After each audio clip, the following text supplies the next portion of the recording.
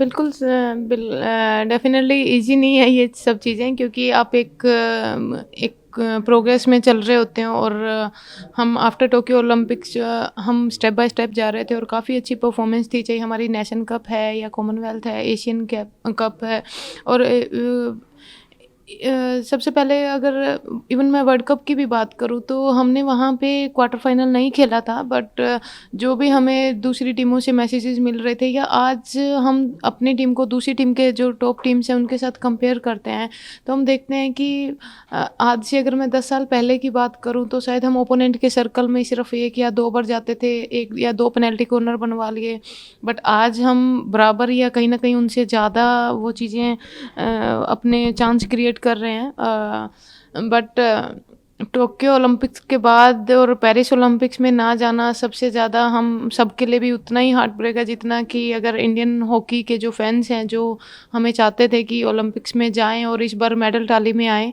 और सिर्फ हम जो पिछले 3 साल है सिर्फ ओलंपिक्स में जाने के लिए नहीं, अपने आप को मेडल के लिए प्रिपेयर कर रहे थे कि इस बार हमें मेडल लेना है। और अगर ओलंपिक्स क्वालीफाई की भी बात की जाए तो जो जर्मनी के साथ हमारा मैच था, सेम जब हम टोक्यो में मैच खेले थे ऑस्ट्रेलिया के साथ, तब लोगों को उतनी होप नहीं थी हमसे कि हम क्वार्टर फाइनल जीतेंगे। और सेम अगर जर्मनी के साथ सेमीफाइनल की बात की जाए तो जो भी हमें मैसेजेस मिल रहे थे या जो हमें पता था कि लोगों को जो एक्सपेक्टेशन है वो यही है कि जर्मनी तो बहुत अच्छी टीम है, अच्छा होगा अगर कम स्कोर से हारें, ताकि इंडिया में हो रहा है। बट आप भी शायद वहाँ पे थे और बाकी सब ने मैच देखा, शूट आउट में जाना एंड सडन डेथ तक मैच को लेके जाना।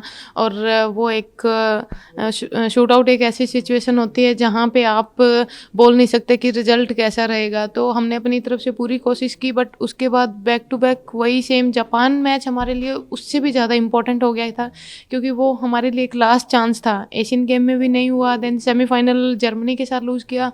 तो वो हमारी टीम में काफ़ी यंग प्लेयर्स हैं, उनको बहुत कम टाइम में बहुत कोशिश किया मोटिवेट करने का और वापस से कमबैक कर सके, और टीम ने किया भी।